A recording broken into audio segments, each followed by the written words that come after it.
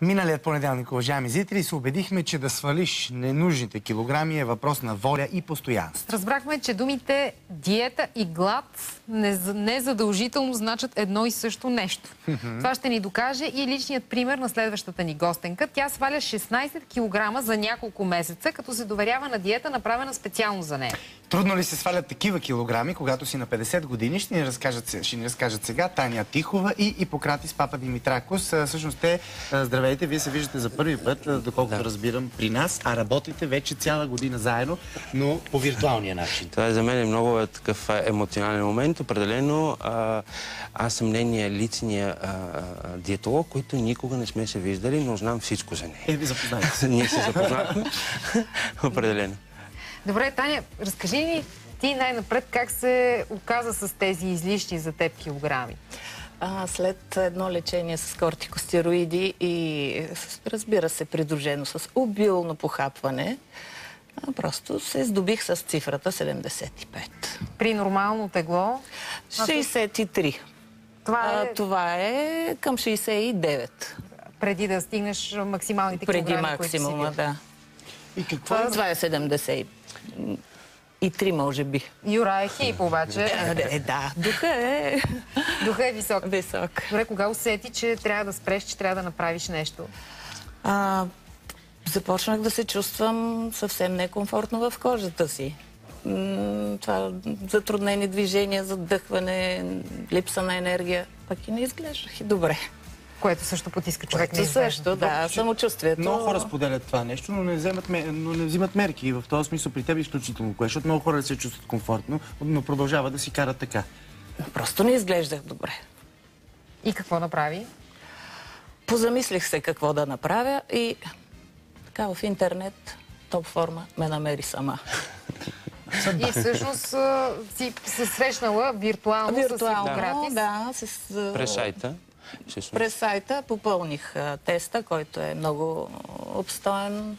Какво е специфичното в диетата, което ти си изготвил за Таня, така че тя да постигне този доста впечатляващ резултат? 16 кг за 8 месеца. За 8 някъде, 7-8. Значи, специфичното аз не мога да се спомням точно какво сме правили, но определено съобразяването е било максимално с нейния режим и тези въпросите, които отговоря във въпросника и нейния режим. Тя е минала всичките етапи от работа. Това е интересното при нея, както и при други много у нас и клиенти. Тя е първия режим, втория режим, третия режим. Всеки един следващ е различен, надгразващ. В един момент сама решава количествата, даже имаше и моменти, които сама трябва да решава какво яде. Защото целта е в един момент тя да може да се справи сама, както вече се справя и аз наистина се чувствам горд, имам такива клиенти. Тоест не непрекъснато ти да си и патерица. Не, разбира се, точно така. Не искам да създават хората зависимости от диетолози и от диети, а в един момент да могат да се справят сами. И точно целият този процес, това е човек, който го е минал. И вече може сама да решава, не само тя, но и за цялото семейство. И колко време след старта на диетата започна да виждаш първите резултати? Втория месец, третия вече така имаше... Започна да сваляш? Започнах да свалям и започнах да се чувствам много по-приятно. И да виждаш смисъл от това. Да, разбира се. Промени ли си нещо драстично в начинът ти на хранене? И трябваше ли да правиш компромиси наистина с вкуса? Да, с вкуса не, тъй като режима е съобразен с индивидуалните... Това, което обича да яде или не обича. Предпочитания, също и с двигателния режим. Ти спортуваш ли? Не. И не си започнала покрай желанието ти да отслабнеш да спортуваш? Не съм, не. Окей, т.е. карала си го само на диетата. Това, което е много важно, аз не закусвах. Започвайки режима, създадох този навик. Вече организма ми си иска закуската. Както и не пропускам хранене. Настоявайки, променя с навиците. Това е важно във връзка с тази продължителност на работа. И още по-красиво ще получава, когато хората спират да мислят за време. Килограмите се свалят, то се случва и е важно наистина хората, както Таня направи, да се фокусира върху навиците, да се фокусира върху това да създаде навици, нов стереотип на хранене и цялото това да й помогне в един момент наистина да живее като свободен човек. А не е ли трудно при нашето динамично време и работа на прекъснато ангажименти, деца и така нататък, човек да успява да си направи това цялото меню, да търчи по магазини, да купува, да знае точно в какви грамажи беше, как беше, нали? Таня да каже. Режима е съобразен и с това, с начина на живот, какви възможности предлага работното ти време, място, динамика. Добре, кажи ни при теб конкретно как изглеждаха нещата, да речем в началото, когато предполагам, че все пак е най-строго и най-ограничено към количество и калории. Не е ли така? Не, даже ние... Няма строгост, няма ограничение. Миналата седмица го показахме, че не е строго и не е ограничено, по-скоро малко по-стегнато, бих казал. Окей, добре, да не използваме тези силни думи като строго и ограничено, че да не оплашим хората. Да канализираме нещата и след това вече постепенно от нас отговорността се прехвърля към нашите клиенти. Така, да спомниш си първия месец какво хапваше, какво ти беше категорично извън менюто? Категорично извън менюто са въглехидрати, прости въглехидрати. Въпреки, имаме свободен ден. Да, това е много голям приоритет на хранителния режим. Седмия ден. Ти какво правиш в твоя седми ден? Първоначално, да. След което обаче не се чувствах добре. На 8-я ден? Не, в самия седми ден. Става едно претоварване на организма. Показва си. И избледнява този ентусиазъм за ядене. Първите свободни дни хората се хвърлят. Става им тежко и лека по лека решават се, просто няма причина. И съжалявах. Да съжаляват, защо го правя напук на себе си. Относно един ден мой, закуската ми е вкъщи сутринта, 10 Какво закусваш? Съобразно режим. Ама не кажи. Например, днеска. Филийка хляб, 50 грама сирене и зеленчук. Какъвто решиш. Какъвто имаш в хладилника в момента. Така е формулировката. Това към колко? 8-9 сутринта ли? Не, това е максимум 7 часа. 7:30. След това следващото хранене, какво и кога е? 10 часа, ако изпитвам нужда, е плод. После на обед ли? После на обед. Но какво нещо, може би по-сериозно вече? По-сериозно? Месо, нещо. Например, за днеска мога. Да, за днеска ни разкажи. Имам зеленчуци, сирене и хляб. Което напълно ме удовлетворява и като количество. Звучи така, не е хубаво зеленчуци на скара с малко зехтин, балсамов оцет, това са кориган, 300 грама, сиренето на плоца, филийка, препецина. Това са вкусни работи. Вкусни работи са, няма нищо трудно. Само моркова. Но определено тя е много ангажиран човек. Това е във връзка, което пита Сашо. Тя е наистина много ангажиран и работи в много сериозен сектор, който касае всички нас, между другото. Какво работиш? Ветеринарен лекар съм. Да. Но е в контрол на храните. Да, но това не е в тази връзка. Но наистина хората могат да се справят. Стига това да идва отвътре. Наистина да иска един човек да се промени и да каже, да, хващам се за работа. Сега, или както казва бабица, се хвана за хорото. Сега от време на време може и последни да сме, да си влацаме краката, но е важно да сме там.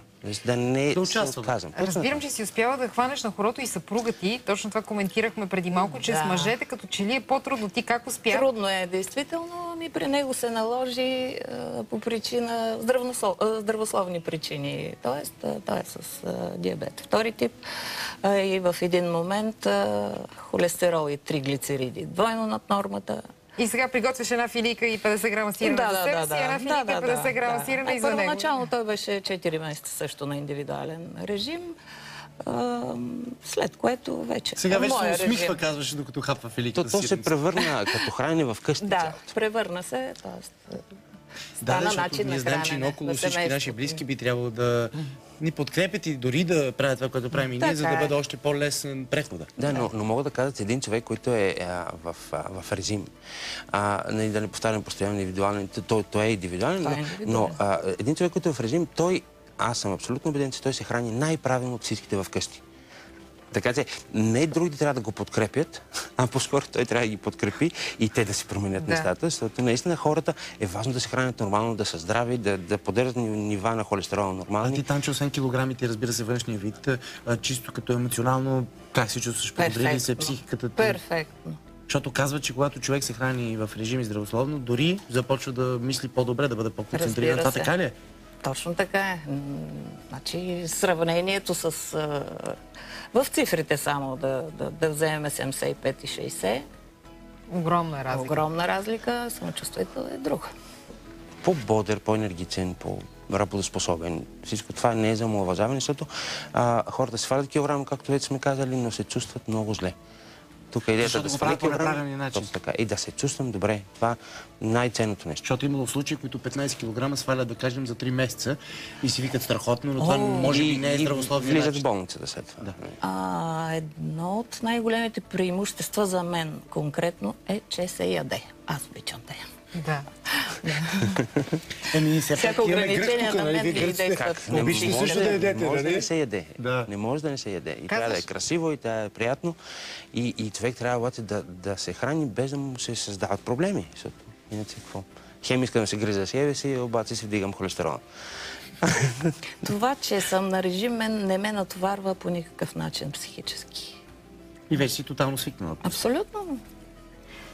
Добре, може би да дадеш ти нещо като съвет за хората, които искат така да успеят да въвлекат близките си в по-правилен начин на хранене, защото аз веднага се сещам за децата, примерно, които са изключително трудни в това отношение, предвид примера, който получават от своята детска среда, който никак не е не е здравословен и посланието, което се получават всеки ден, но всякъде не са здравословни определено, но ако искам да помогна на хората около мене, защото би трябвало всеки да иска да помогне на останалите около него, той трябва да се промени.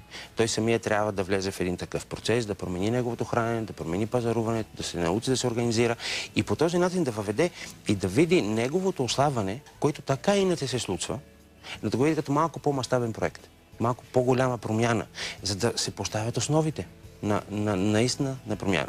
Да предпазя децата, да предпазя мъжа ми, жена ми, защото има и обратните примери. Има мъже, които те са първо поръчват режим, а в последствие виждаш, че се въвличат и техните жени, които вече доста положително и определено мъжката част по-твърдо стъпва и там наистина промени се нанасят. Да, и е важно да мислим и за бъдещето, нали? Което е всъщност, а не ден за ден или сезон за сезон. Но това и хората казват бързо сваляне. Хубаво 5 кг за един месец. Бавно сваляне. 3 кг за един месец. 2 седмици разлика е това. Да, всъщност нищо не е, като се замислиш. Отколкото всяка година да се занимавам с по 2 месеца, в поредни 10 години от живота ми, всяка година с по 2 месеца да свалям килограм. Кое е по-бързо? Благодаря ви. Пожелавам ви успех и за напред.